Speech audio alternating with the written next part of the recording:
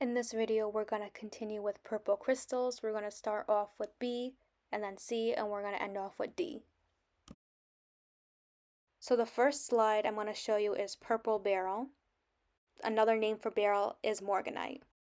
So from this website, fossilera.com, it's saying pure beryl is colorless. However, the presence of mineral impurities can cause it to form in a wide variety of colors. And you can see this image from geologyinn.com shows a really good image of all the different colors of beryl. Black amethyst,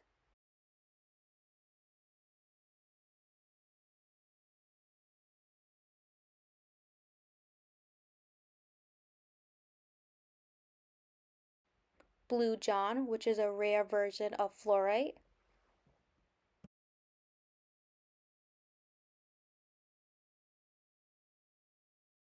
so this next slide is spirit quartz, and I'm not even going to try to attempt what this word is beginning with the B. In my first video, I talked about how one crystal can have multiple names, so this crystal is also known as spirit quartz. And I was able to find some images of spirit quartz tumbled. I don't really like how they look tumbled. They kind of look ugly in my opinion. Bolivianite. The website crazykarmascrystals.com is saying the purple in the Bolivianite is fluorite and the green is fuchsite.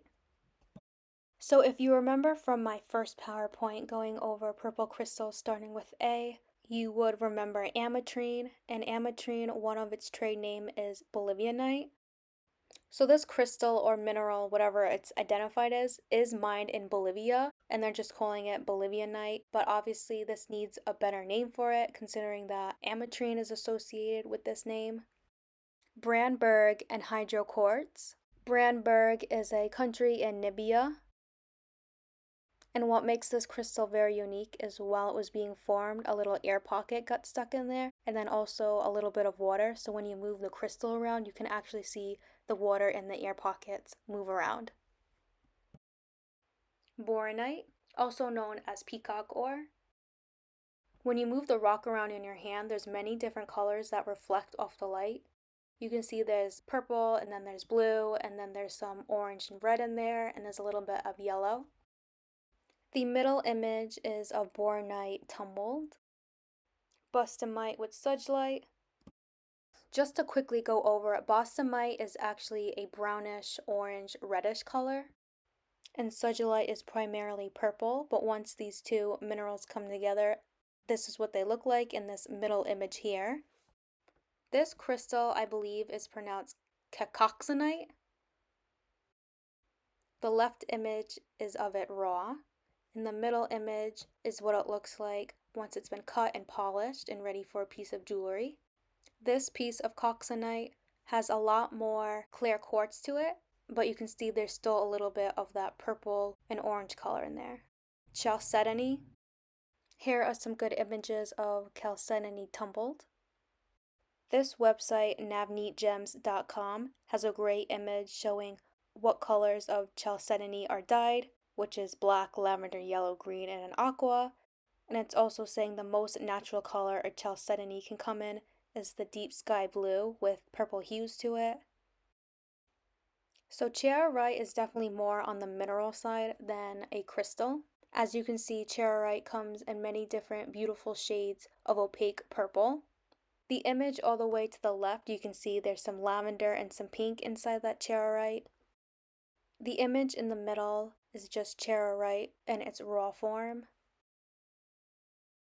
So when you look up charoite online, you'll sometimes see there's a little bit of this yellow mineral growing in it, and that is tinaskite. Caudarite.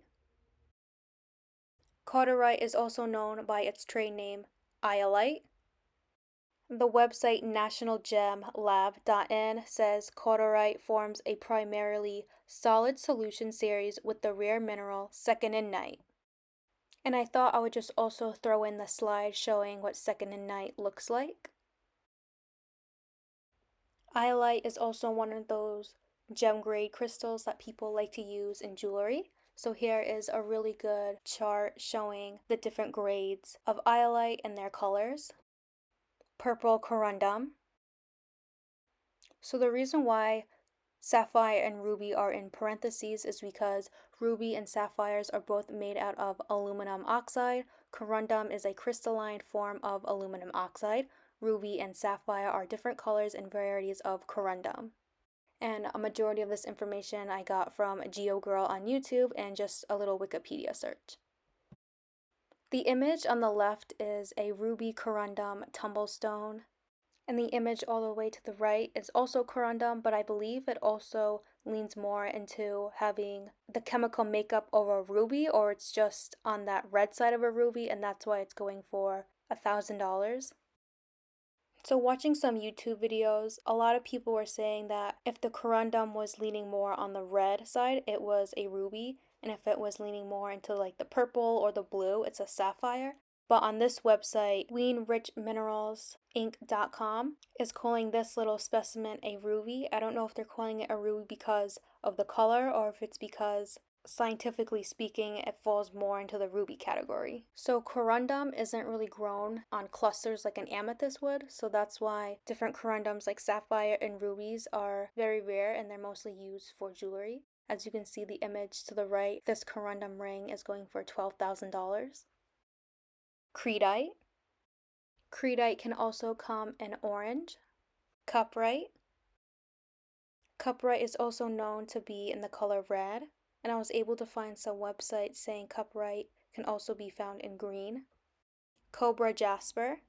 So purple cobra jasper is dyed, as you can see. The image of the little palm stone, that is what cobra jasper naturally looks like. Diaspore. Diaspore is also known to come in yellow, brown, white, pink, and green. I couldn't really find a lot of images of diaspore growing like in a cluster or in rocks or anything, so I believe this is definitely more on the rare side. And you can see some cut pieces here and that they are used mostly in jewelry. Dumortierite. So when you first look up dumortierite, this bluish purple color comes up first, but I was able to find some dumortierite more in this reddish pinkish tone.